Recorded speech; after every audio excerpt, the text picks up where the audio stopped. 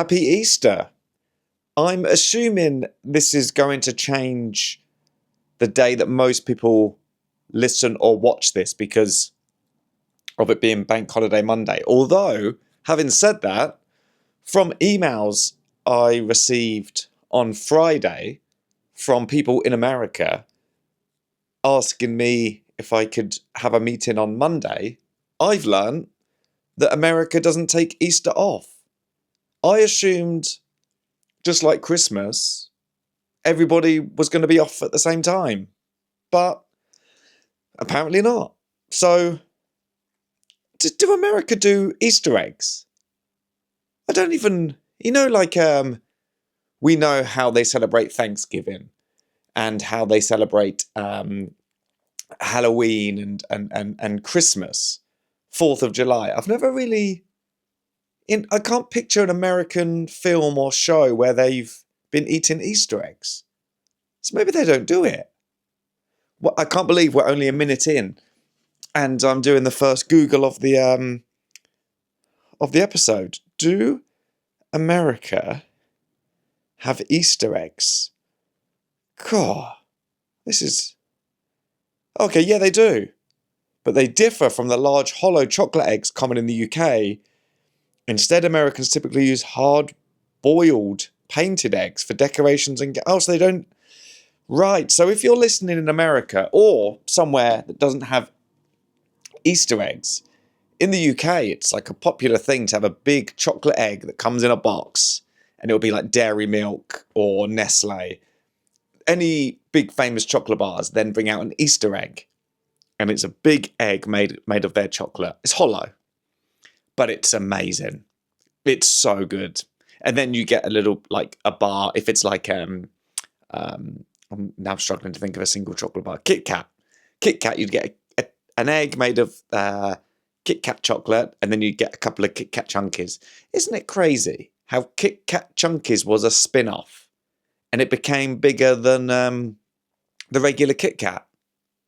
Sort of, it feels like a Kit Kat Chunky should now just be called a Kit Kat, and the other one should be called the Kit Kat Fingers, because I would never think to pick up the fingers, but I'd always be very happy to have a chunky. I really like a chunky. And then they do their own spin-offs.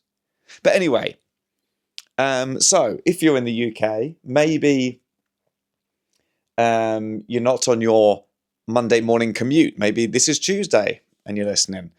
But I hope you had a good Easter. Either way. I have been having a weekend I didn't expect to have.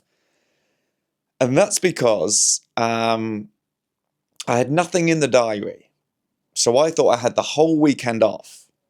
And then somebody messaged me on Instagram and they said, coming to see you on Saturday. I looked in my diary and I had nothing in. There was nothing on Saturday. So I didn't want to go back to them and say,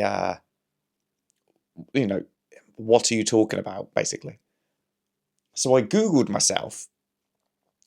And it turns out that I had been put on the Comedy Store website as performing there Thursday, Friday, and 2 shows on Saturday night. Nobody told me. So I messaged my agency and said, I've just had this message and I don't know what's going on. And it turns out, I think it had been offered to me. I hadn't responded to the email. So my agency hadn't responded to the Comedy Store. Basically, it was offered, I guess, months ago. Then nothing happened and it just ended up going on the website. But because I was free at the weekend, I said, well, I can do it. It's only from here, from my house. I'll walk to the tube and then it's like 10 minutes on the tube. So, I can be there in like half an hour. So it's no problem. And the Comedy Store's always nice to play. But what did happen and what it meant was I hadn't performed stand-up for a while, a few weeks. Maybe I'd done one a few weeks ago for a charity night. In fact, at the Comedy Store. But I hadn't because I'm not really, my tour finished in December. Apart from now, I'm going to New Zealand and Adelaide, but I hadn't done it. So on the Thursday, I realised I was on. I went to the comedy store, and then I walked up onto stage, and I just didn't remember my opening joke. I couldn't remember anything. I was like learning how to do stand up again. It was so bizarre. It's one of those jobs that maybe even you have it in, like, if you have an office job. What's that like? If you go on holiday, when you come back, do you go, what do I do again? I mean, I've never understood what somebody in an office ever does anyway. Just emails. And when people say, I go to work first thing Monday morning, it's just responding to emails. You go, well, nobody should have been emailing you at the weekend, so why would you have emails? I don't understand it. Anyway, so I was at the comedy store on Thursday, remembering how to do my job. Then I was there on Friday. Friday was lovely because I remembered how to do my job, and it was a really nice gig. But then, so I'm recording this on Saturday because it's Easter Sunday. I'm going to be over at my family's. So I'm recording this on Saturday, and tonight I have 2 shows. So the first one's at 6:30, and the second one's at 9:30.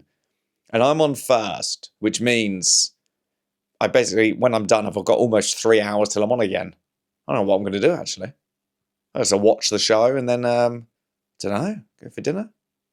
3 hours. Well, I could come home. I would come home for dinner. But that's tonight. So, yeah, turns out the world doesn't celebrate Easter like I thought. Actually, this time last year, I was in Australia. I was in Melbourne for Easter last year, doing my on tour. Back then, I knew how to do stand-up comedy.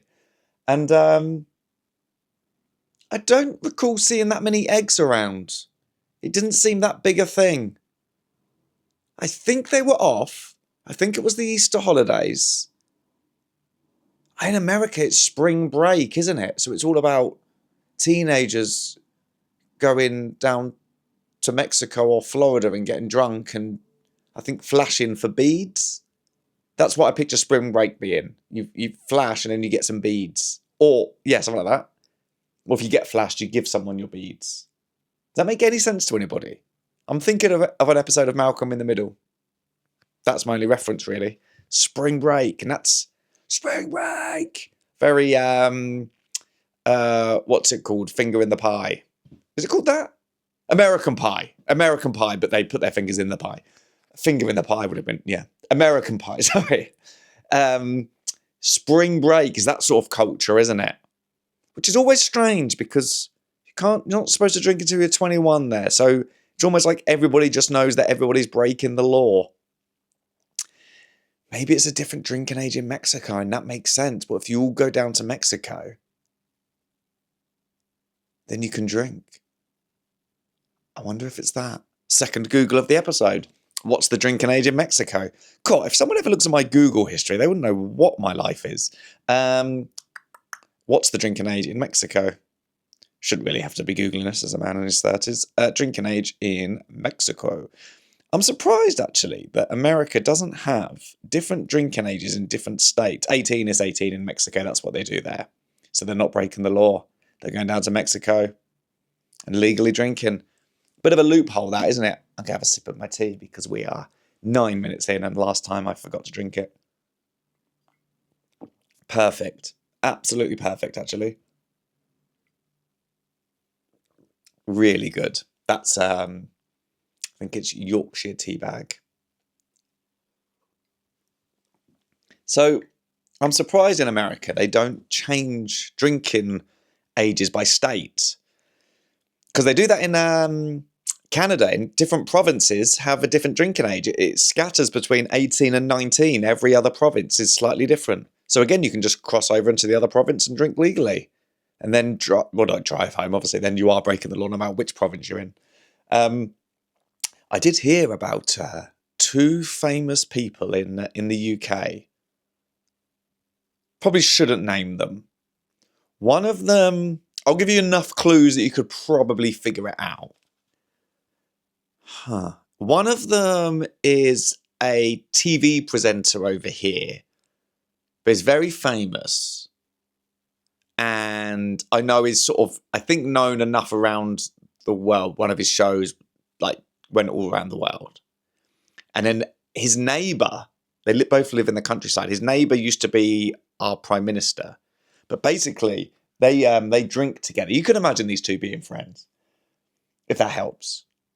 Think of a TV presenter who's well famous that would be friends with a prime minister because there's sort of that sort of energy, if that helps. Anyway, they both love drinking together so much that because their houses in the countryside, you can get from one to the other by driving through a field. So they agreed to get rid of a hedge in the fields so that after drinking, whichever one needs to get home, can just drive across a field, drunk drive themselves home because they're just on a field, they're not on a road. So they just got rid of the bush and they just drunk drive home. That's that. Can't tell you my source, but can tell you it's true. There you go. Yeah. I feel like there's different rules in the countryside, doesn't it? I could never. The idea of drink driving, I don't understand it. When do celebrities do it as well? Like, so it's a bit crass saying celebrities, but I mean, like, the reason I say that is, like, they have money. Justin Timberlake, Tiger Woods. Just get an Uber. At what point would that make any sense? Surely you just get an Uber or get someone to pick you up and then you can go and get the car the next day. No matter what, like, it doesn't make any sense. Because I know you're drunk, so your judgment's gone, but I don't think my judgment's ever gone that much. Even then, I mean, you'd have to be like blackout drunk to go, oh my goodness, I was so... in which case, the next day, I'd probably be riddled by so much guilt, I'd just hand myself into the police and take my car key. Go, can you take this off me? I've got to... That's rehab, isn't it? I just can't imagine it. Even after... Well, I can't day drink. Even after after one pint of anything, I would start to feel a bit funny. I could never day drink. Going back to, like, university, if I knew we were day drinking, I had to continue drinking the whole day, because if I sobered up at 7 or 8, God, that was a weird feeling. And then when I used to go to badminton, we would play badminton on a Sunday and then go to a pub, the Nightingale in Balham, and drink. So sometimes you'd start drinking at 3 o'clock, and then maybe for 4 hours, and then afterwards I'd be like sat in my garden at home, being like, the world is spinning. This does not feel right. I couldn't do it. I'd have to keep going and just have a night out. I can't try and then be normal, like trying to make dinner. I guess anybody can't. That's sort of famously what alcohol does. But even one in the summer. So if I'm on holiday, I'd wait until later to drink, because I couldn't just sit by the pool and have one.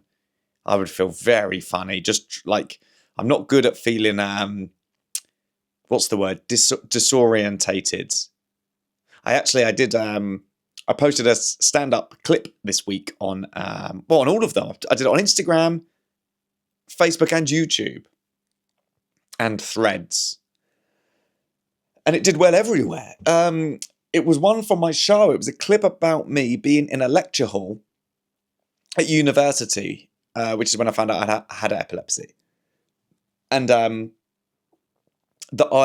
if you didn't see it, I'm in a lecture hall and I know I'm going to have a seizure because the room feels big, and that's what would happen for me. The room would suddenly feel really big. I think a lot of people have this. Not a lot of people, but people have it even if they don't have epilepsy.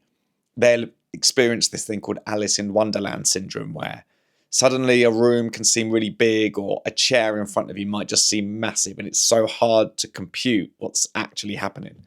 Anyway, that's compute. I don't think I've ever said that. But anyway, that's what happened, and I would lay in my bed at night, and suddenly my bedroom door would feel like either a mile away or like it was like an inch from my face. and then my hands would feel big. It's such a weird thing to experience. But it's called Alice in Wonderland syndrome. And Lewis Carroll, who wrote Alice in Wonderland, they assume he had it. And that's why he wrote Alice in Wonderland about things getting big and things getting small, because it was something he would experience. I think he had epilepsy, Lewis Carroll. So it all checks out. Let me just check that, though. Third Google of the episode. Did Lewis Carroll have epilepsy? I think he did. Carroll have epilepsy. And so the clip I shared, did he have epilepsy? It's not conclusively proven, but it is a strong historically discussed theory. Many scholars and doctors and comedians believe he suffered from temporal lobe epilepsy. There we go. So, that's enough for me. Let's go for another sip. I posted a clip where, luckily, the clip is shorter than it's taken, amount of time it's taken me to tell you about the clip. Blimey. Anyway, I stand up in a lecture and I say, nobody panic, I'm about to have a seizure. Turns out I didn't say that. I said something else. Posted the clip, thinking, let me see how this does. I'm just going to put it out there. I don't know. And then suddenly, at one point, I noticed it was getting 100 likes a minute. It was going like, and I could just see the number ticking up. It was crazy. All over. So that's so nice, because to put yourself out there like that and post a bit of stand-up after doing loads of sketches, and then something about epilepsy. You don't know if people are going to not understand it, because I talk about the fact epilepsy is not really that sort of widely discussed. So I try to talk about it when I can. And yeah, there you go. Turns out people do want to hear about it. I knew I was right. TV shows, it's so odd when you just go, it's like Epilepsy Week or Epilepsy Day. Shows like The Last Leg, and you go, comedian with epilepsy. It's Epilepsy Awareness Day, week or month. Do you want to do something with that? And they go, no. And you go, yeah, right. Sort of a show about disability, but that's fine. Very strange. So, but it's good to put it out online, and the views you can get online are unbelievable. I think it's probably quite crass to talk about numbers, but let me have a look anyway. Let's have a look on. I put it on a YouTube short. I'm trying to figure out YouTube. I don't even know how to get to my shorts. Oh, YouTube shorts. 3.3 million views on YouTube. So I don't just count my views often, but it's just so nice when it's something big you want to talk about. 3.3 million on YouTube, 3.4 million on Instagram, and let's have a look. 4.3 million on TikTok. So yeah, TikTok, the other one I put it on. So nice that people responded so well to it, and also it's like a long story, shorter than the one I told you, but still quite long. But it's so nice that people responded that well to it. And then you have a lot of like epilepsy charities that obviously want you to talk about it, because they know you just can't get the word out there. It's just a weird thing. Nobody talks about it. It's like, I don't know. Conspiracy. One conspiracy I do believe in. This is sort of my own. The recycling conspiracy. I'm not sure recycling's happening. I just can't figure out what's going on, because all that different type of recycling going into the same place.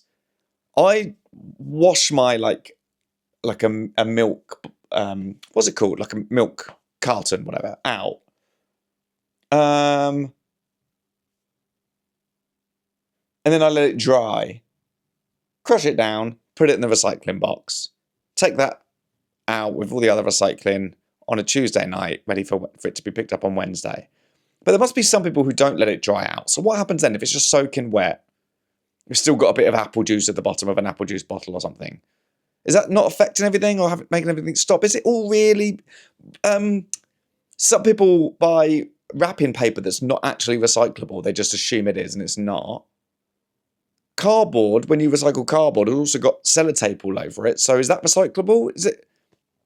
I think one day there'll be a documentary called The Great Recycling Conspiracy, and we'll realise it's just going somewhere, just floating island of recycled plastic. I just cannot comprehend that they're actually redoing it. And it's only when you see something that says made from recycled things, made from recycled bottles, or clothes that have been made, I'm like, well, something particular's happening there. You've managed to do something, but where is the rest of it going? I just don't believe it. Unless I'm wrong, let me know if I go. If you, where are these? Where are the centres? And how? I would love to see the process of how the milk. But what's it called when it's like a milk? It's like plastic bottle thing. When that's recycled, how does that become that again? A plastic water bottle. How does that become that again? And then now we're using water cartons. I don't know. Maybe I'm just not educated, but I just don't know. Anyway, that's my conspiracy. Also, it is mad, isn't it, when you're sort of trying really hard to recycle and washing up yogurt pots while you can hear planes flying over, countries being bombed, Formula One's on the TV. You go, and I'm here drying out a yogurt pot for you. I don't know. Why's my phone going off? My phone's going off a lot here. What's going on here? 2 missed calls since I've been doing the podcast. I'm busy. Sorry. So that's my week. What else have I been up to this week? I'll tell you what I've actually just done.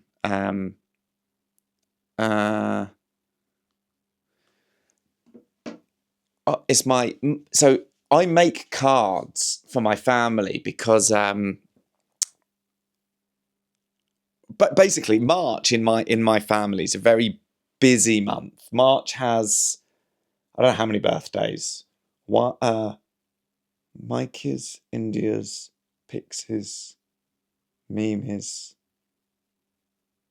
John's, and it's my parents' wedding anniversary. Oh, and Roman and Thea's birthday. There's loads of birthdays all in March. So I years ago, I'd say for the last almost 20 years, I always thought birthday cards were a weird thing that you sort of pay quite a lot of money just to hand somebody for them to read the words happy birthday. I think unless you're putting something in it, money in it, you look at it, if you're handing it to them as well, if you're there, if they give you a present and the card, then you open the card and it says, to Jake, happy birthday from mum and dad. And I just go, you said that when I just don't, I'm not being grateful. I just don't understand why the card thing has to happen. Again, going back to the recycling conspiracy. Was this worth it? And I know people like to put the cards up, but I don't. Anyway, so I make them. I don't like to buy them. So what I do is I make them for my family. But the rule is, my nan came up with this rule years ago. I've got quite a big family. So the birthdays I just mentioned then were all my nephews and nieces and my brother-in-law's birthday, all in March. But also, I think my mum, well, I do know for a fact. My mum was one of 5. My dad was one of 4. But I had some cousins and some uncles that were like the same age. So I think at one point, I think my auntie and my nan were pregnant at the same time. Years ago, obviously. Nan's not pregnant. So that happened years ago. 40, 50 years ago, whatever. I don't know. I can't remember. I don't know the ages. Anyway, so there were an uncle and one uncle and his niece were the same age, basically. So my family's quite like that. It's a big family. I think I spoke before. I don't think I know everyone's name, and I see them often. I'm just not great at remembering names. Anyway, my nan came up with a rule years ago that when you get to 18, you don't get presents anymore from her. It was her own rule. She said, I'll give everyone presents up until 18, and then only for 21st and your 30th, 40th, like that, which makes sense. And And it was fine for me. She died long before I turned 18. I think I was 15, so I always got a present every year. But otherwise, it would have gone to 18 and then a gap and then 21. Anyway, I like that. One, it didn't affect me, but two, it now means now I am an uncle with 11 nephews and nieces that I can implement the same rule. So I've done the same thing because some of my nephews and nieces are now older than 18. I think how many of them are? Maybe 3 of them. So I don't have to give them presents until 21st and their 30th, like that. I'm going to do the same with the cards because it's actually quite stressful, especially in March Madness.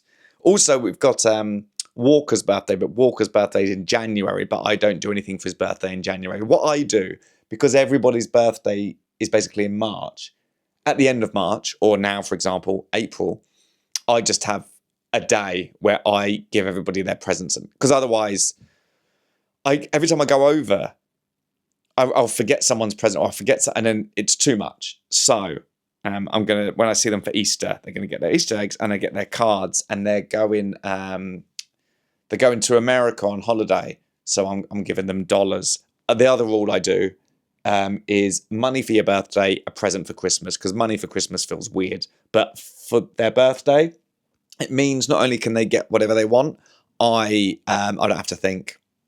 So here's some of the cards. There's 2. This one's not finished. It looks a bit plain, actually. This is for Roman and Thea. They're twins. So this is a 2 peas in a pod card there, which is, if you're only listening, you can sort of imagine you can do the work. It's 2 peas in a pod. I'm going to have to always do a twin theme for them, I think. One, it makes it easier. There's only 1 card for 2 people. Their first one, I did a thing 1 and thing 2. So this one's 2 peas in a pod, and I've got a year to think of another famous duo, Ant and Dec. So Mimi has just turned 17, so she can drive now. So this one is, I've drawn a Mini, and then I've done the Mini logo at the top, but I've put Mimi instead of Mini. So that's her cards. This isn't ruining it, by the way, because they will see. They'll see them tomorrow before this comes out. Also, I don't think they listen or watch. And then Pixie's very into cooking. So I've done here Pixie's cooking school. That's the card there. But you'll see she's pouring vodka into the into whatever she's cooking, into the saucepan, because she had a bit of an issue. I think at a sleepover, her and her friends managed to sort of get into a bottle of vodka, and they are definitely not the drinking age. I think even if they're in Mexico, I don't think there's any country in the world where they were old enough to legally drink. So I've done her cook. She loves to cook. Her cooking, and it's called Pixie's Cooking School. And then the sign under Pixie's Cooking School says BYOB. Bring your own bottle. So that's a bit of fun there. And then this one's for Walker. Basically, Walker, he's how old's Walker? I think he's 12. Yeah, I think I think he's 12. He turned 12 in January, but he hadn't got anything for me yet because I do it all at the same time. Basically, we went to Centre Parks in January. This is a bit of an inside joke that might mean nothing to you, but I'm telling you for context anyway. We went to Centre Parks in January as a family, and my mum said how she'd been on a plane, and she was on the plane, and she was sat next to Bear Grylls. And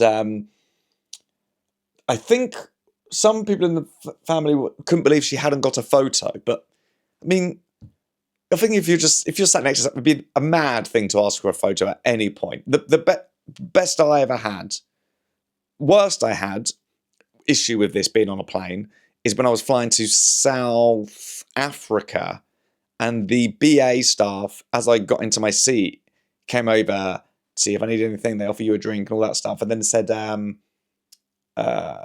it was an overnight flight.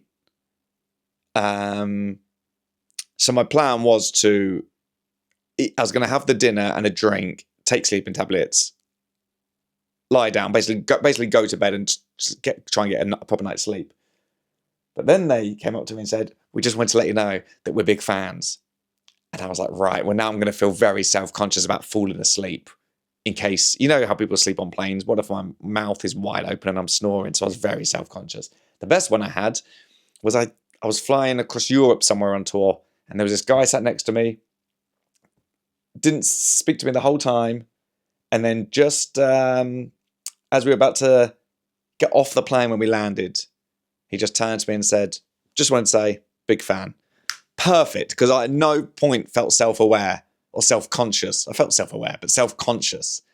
Anyway, so somebody, not that I'm Bear Grylls level, but just somebody asks you for a photo, suddenly you feel very aware about everything and very self-conscious. So, anyway, my mum did not ask Bear Grylls for a photo. Then, I was telling my nephew, Walker, who's a big Manchester United fan, that I had gone to an American football game, and I sat and had lunch with, I can never say his name, Mbumo. He plays for Man United. He's a forward for Man United. And I was sat on his table. We had a nice chat. He was there with two friends. Really nice guy. And then Walker was like, hey, did you get a photo? And I went, oh, no. And he went, he's 12. Obviously just he was feeling very passionate about the fact I hadn't had a photo. And without thinking, he sort of spoke like a sort of 50-year-old man, because he went, you didn't get a photo. And he goes, and everyone was having a go at Nan because of bloody Bear Grylls. He just spoke like in a way that a 12-year-old should not speak, or we'd ever heard him speak. So anyway, I've done a drawing of Bear Grylls, but I couldn't draw Bear Grylls, so I've just done a picture of a bear over a barbecue, just cooking some skewers there, and I've put bloody and then Bear Grylls. So that's what I've been up to. Did that yesterday actually, just a couple of cards, and then I'll put the dollars in there, and I need to after this go and count Easter eggs, because I've bought Easter eggs for people. In fact, what happened was there's an Asda sort of round the back of where my gym is, and I never go to Asda, but I thought, I bet Asda's got, you could probably get the good Easter eggs for just like a little bit less. I thought, maybe I should start being a money saving expert. So I went in there to try and get some eggs, and they had nothing left. They had like, I don't know, a brand I'd never heard of egg, and just the tiny, like just no good. Anyway, I thought they would have the big ones and it'd be cheaper, and because they're expensive. I think some of the ones I ended up buying were like £16. Mental. Anyway, I thought, you know what? I'm going to try and save some money. I'm going to go there instead of going to Sainsbury's or other. I'll go to, anyway. Went in there. There was nothing there. Left. There was a guy selling the big issue. So he was like, I don't think they allow him on the grounds. I assume that that's like a thing where they can't sell it on another company. So he was like the steps off the back at the end of the car park, because I was about to go to the route home. And he was there with a big issue. And he was so friendly. Hello. And so I was like, okay. So I knew I had £10 in a £10 note in my pocket. So big issue's £5. Handed him £10. And he went, oh, thank you. That's so kind. Gave me the big issue. So I tried to save money and ended up giving away £10. I paid double for a big issue. Big issue, by the way, if you don't know, if you're in another country, it's a good system. I'm not complaining that I gave him money. What I'm saying is I tried to save money, ended up spending money, and ended up with nothing apart from a big issue. It's homeless people.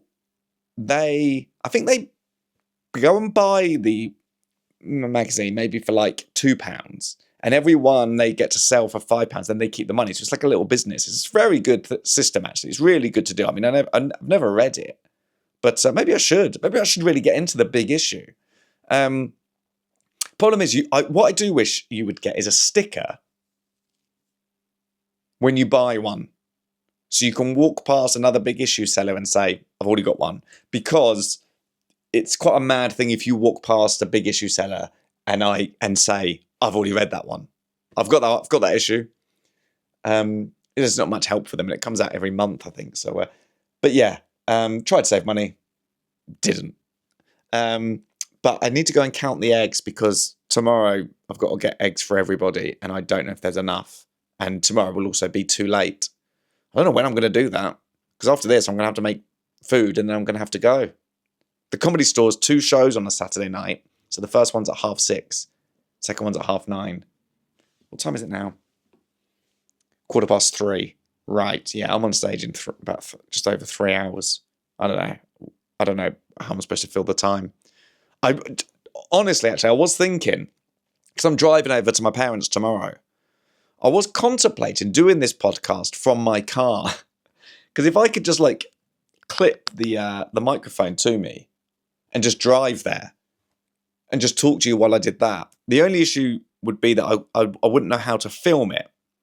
But if I found a way to do that, could I do that sometimes? Would you let me off if I was so busy that I had to do it from the car? Or does that feel very like when somebody tries to have a meeting in the car and it just doesn't work? Can you imagine if it was that and it was just me swearing at people that pull out or don't thank me when I let them in? But yeah, that almost had to happen, but I've managed to find some time for you. I'm going to go into a few comments, if that's okay. I've decided just to keep it to one episode. There was a time, which that time was last week, I was going to do 2 episodes a week. One of them where I go over the comments. Maybe if I have some time, I'll do that. Just like a little extra special, but definitely extra content for you. So let's have a look here. The last few days. We need to sort the name. We need to sort the name of the listeners. I'm so sorry. I just realised what's happened there. Yeah. So, last week, we were trying to decide. Actually, I think this has been for the last 3 episodes now. Yeah, because I think 2 episodes ago I said, what should I call them? And everyone sent in their ideas last week. And then we went over them. And then I narrowed it down to a few. And then we've all gone back in for it. Basically, everyone sent in their ideas. So I think we ended up getting down to about 4. So there will be a few comments that go over the names. And then we'll decide on the name. This is somebody that feeds their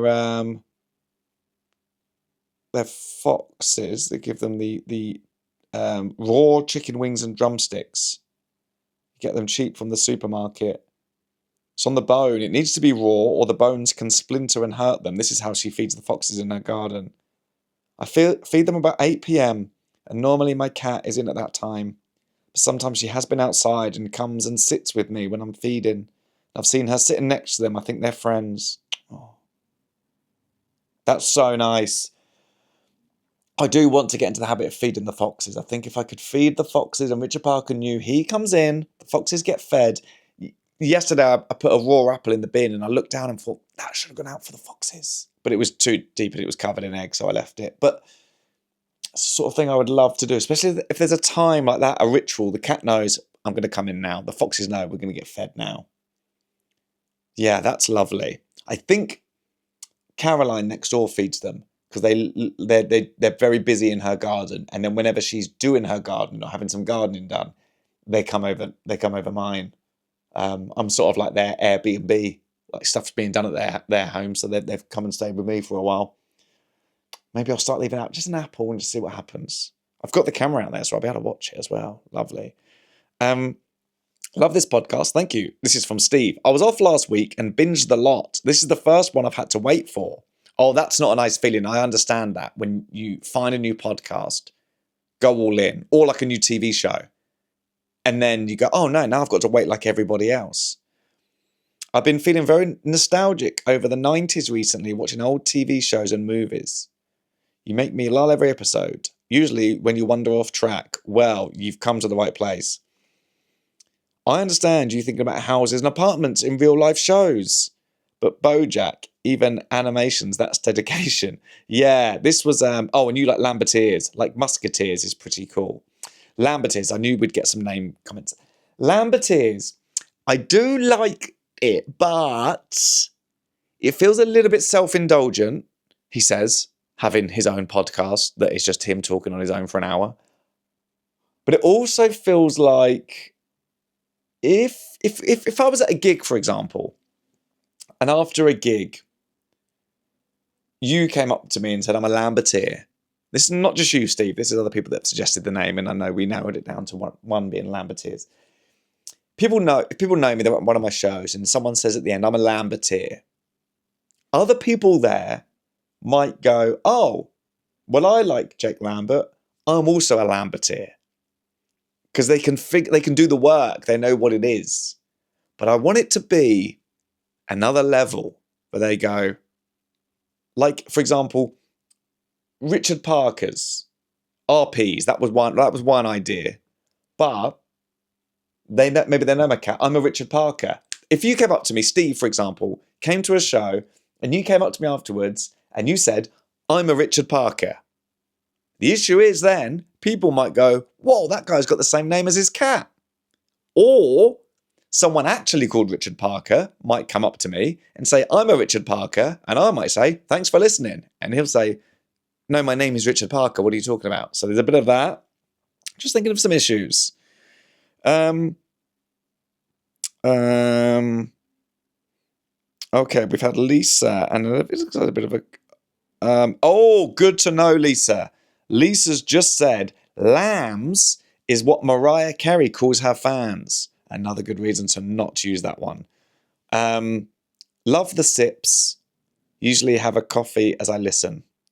The reason I don't like... Sips was another name idea. They're going to be called The Sips because the podcast, which was a show I used to do, initially was going to be called, and was for about 3 episodes, called Sip Happens.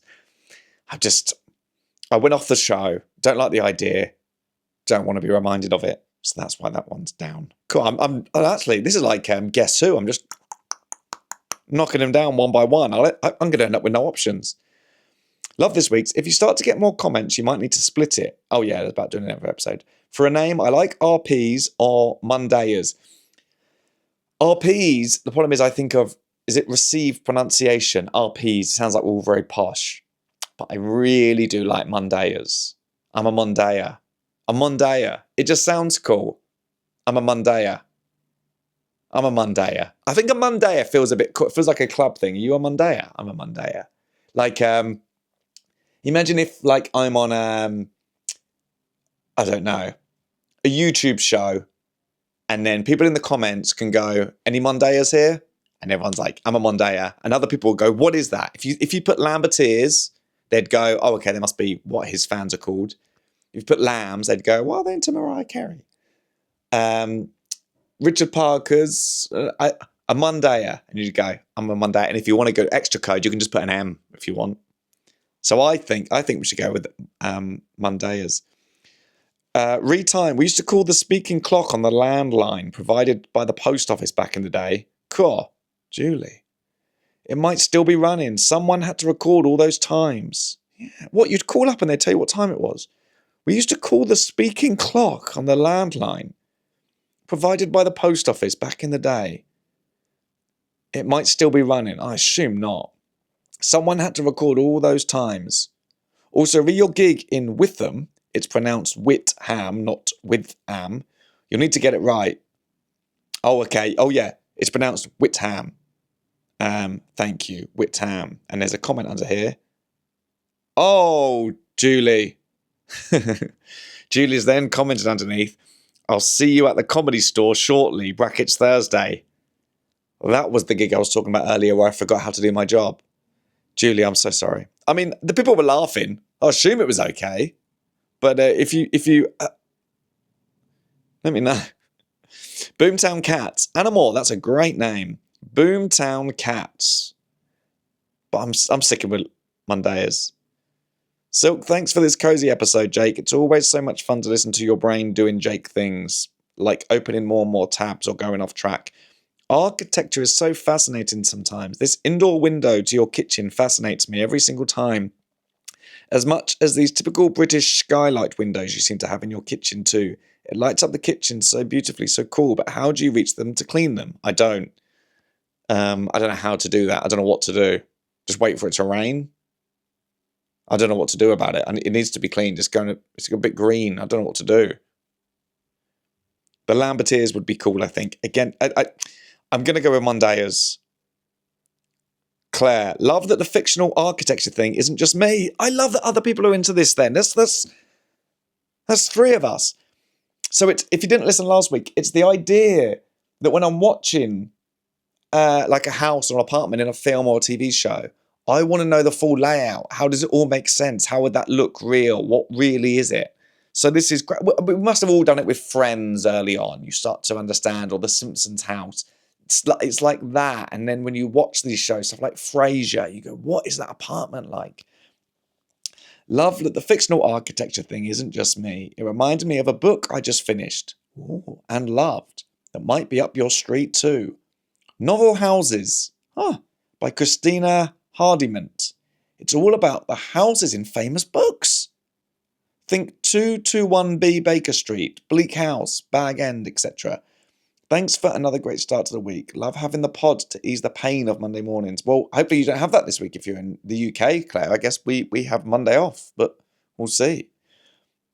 Because I need to know where you are in the world. Do you get this off, or is this Easter holiday just a British thing? Mondayers or sips? Looking forward to seeing your show in Adelaide. Oh, Nicola, I'll see you there. Adelaide, yeah, please bring some friends. New Zealand shows have been selling out, but I think because Adelaide is such a... People in Adelaide must look at that I'm doing New Zealand and just sort of not quite see Adelaide as on there. So I think there's quite a few tickets left. I'm going to be honest here and have a look live. Although Wellington, extra date, Christchurch, extra date for New Zealand. If you're listening, please go and do that so it's not a mistake for me to have done that. How is Adelaide looking? I don't think I want to know. It's not showing me. Oh, it's okay. So we've got a while yet. And it's sort of half sold. So we're okay. They'll come. I'll post about it. What was I doing there? Looking at the comments. Thanks, Nicola.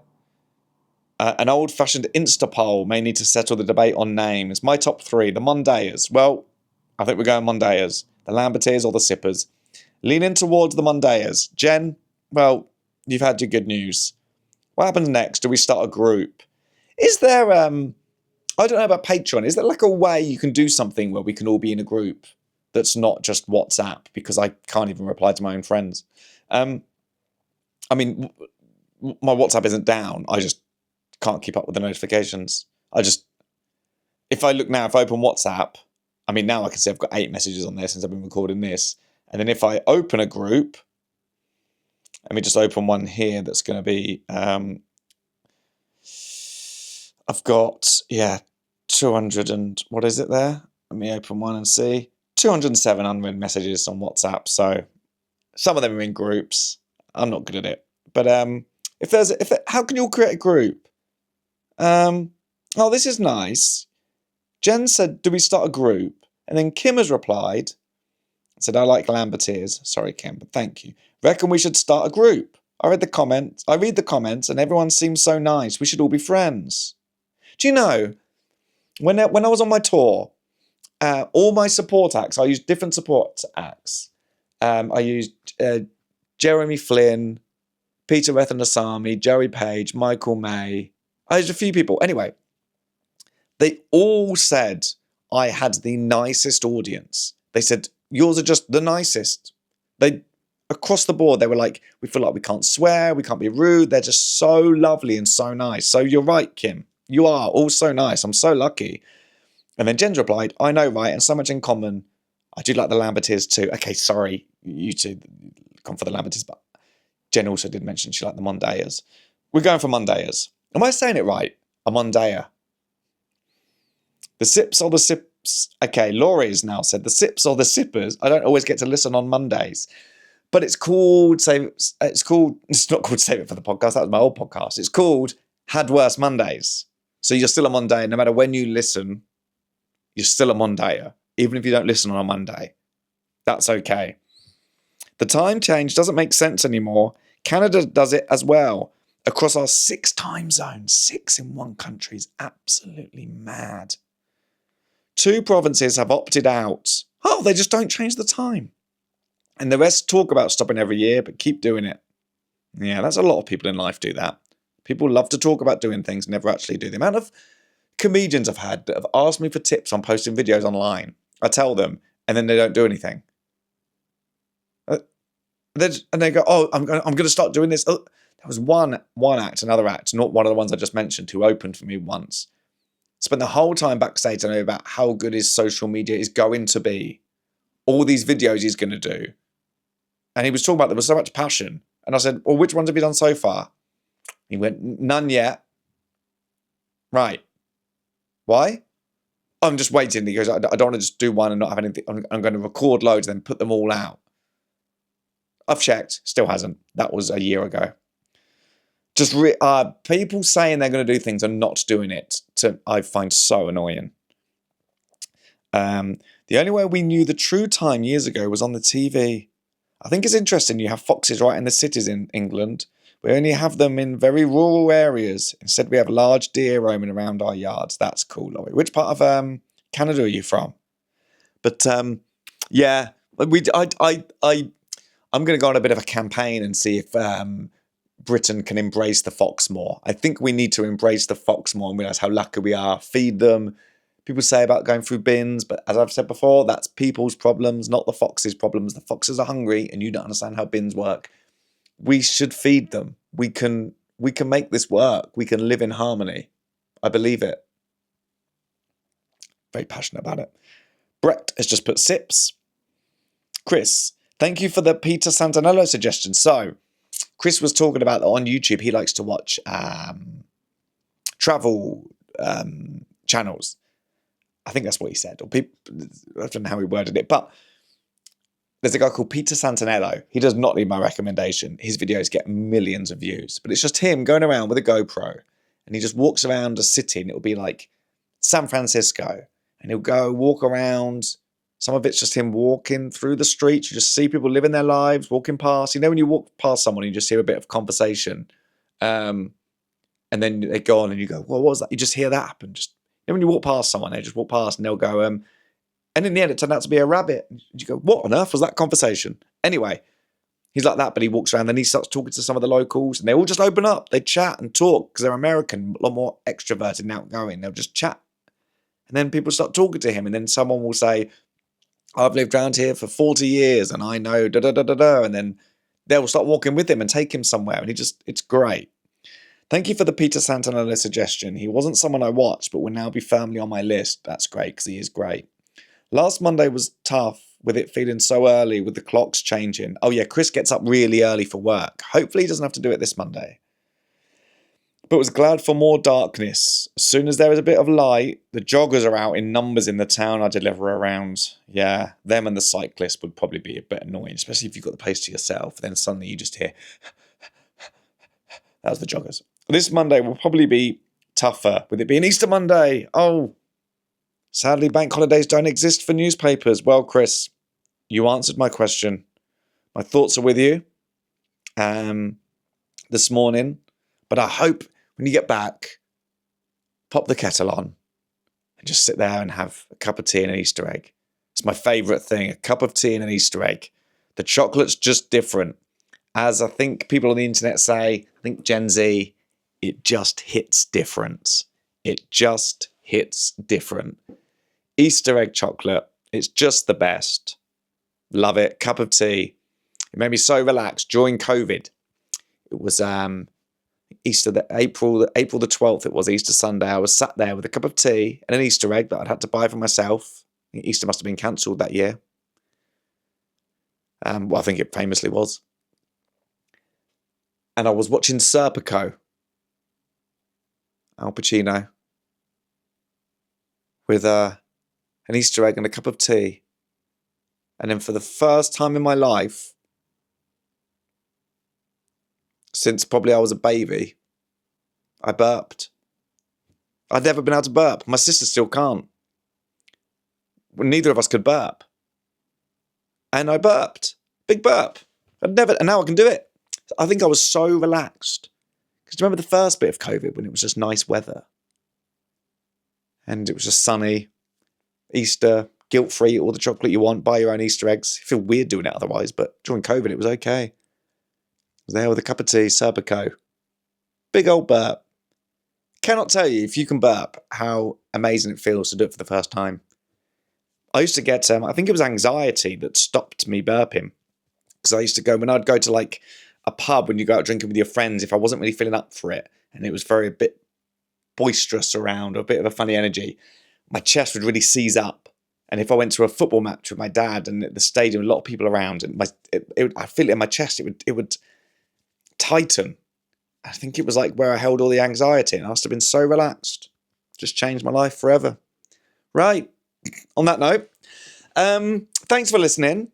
I hope you've had a great week. If your country has Easter holidays, then I hope you have a lovely Easter holidays. I hope you've enjoyed your Friday off and your Monday off, apart from Chris.